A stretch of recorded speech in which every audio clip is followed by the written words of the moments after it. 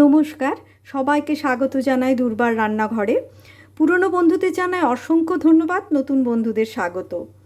আমি আজকে তৈরি করে ফেলেছি বেগুনের পাতুরি।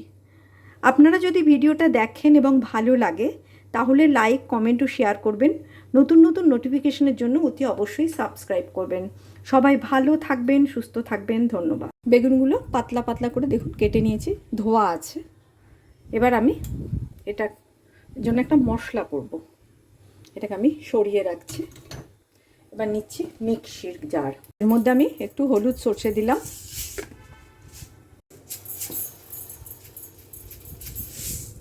তিনেক লঙ্কা দেব, খানিকটা পোস্ত,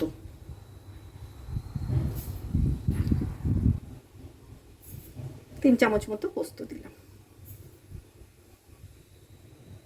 এবার এটা একটু শুকনো গুঁড়িয়ে নেব, তারপরে জল দিয়ে একটু পেস্ট করে নেব।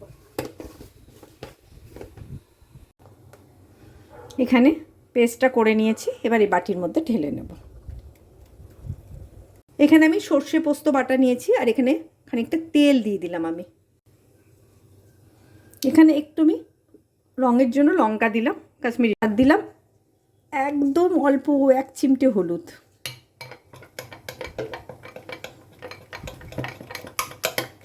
আমি একটু নুন দিয়ে বেটেছি, আর একটু নুন দিয়ে দিলাম। লাউ পাতা একদম ধুয়ে পরিষ্কার করে রেখেছি, শুকিয়ে গেছে দেখুন পাতা, আমি জল ঝরিয়ে রেখেছি। এখানে একটু তেল দিলাম পাতাতে।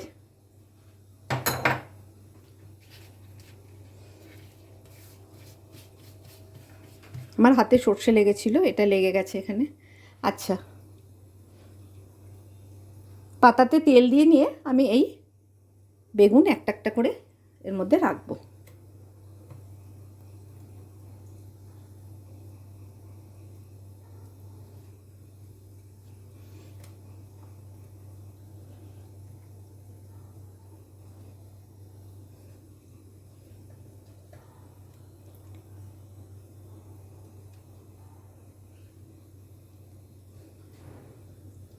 আমি 5 পিস করে দিলাম এর মধ্যে।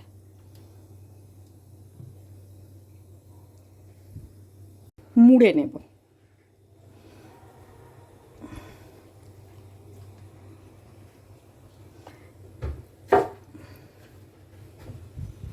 উপরে আর একটা পাতা দিলাম মোড়ার জন্য।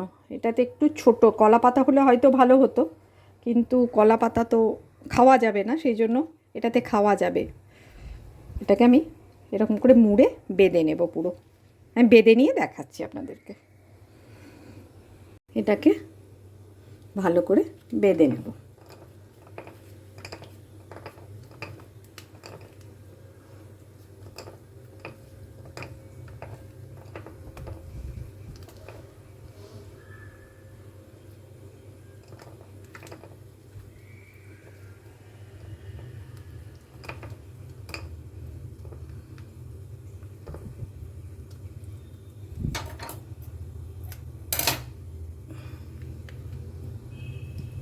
তৈরি হয়ে গেল। আমি দুটো পাতা ইউজ করেছি, কারণ একটাতে এটা মাল বেরিয়ে যাচ্ছে ব্যাটারটা। এভাবে সবগুলো বানিয়ে নিচ্ছি। এই যে এভাবে সব বেঁধে নিয়েছি। প্রত্যেকটাকে আমি 4 পিস করেছি, প্রত্যেকটাতে 5টা করে বেগুনের পিস দিয়েছি আমি। গ্যাস অন করে দিলাম। এবার এর মধ্যে আমি তেল দিয়েছি ফ্রাই প্যানে। তেল গরম হয়ে গেছে। এবার এটা আমি ঢাকা দিয়ে লো ফ্লেম করে দিচ্ছি। ওকে, এবার উল্টে দিচ্ছি।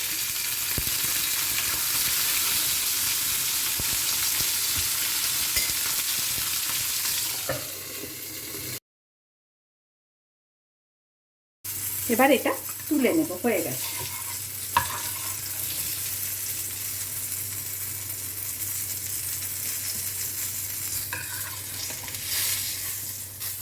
আরও দুটো আছে, আমি ভেজে নিচ্ছি একইভাবে, আর দেখাচ্ছি না, বারবার আর কি দেখাবো। তৈরি করে ফেললাম বেগুনের একটা রেসিপি, বেগুনের পাতুরি।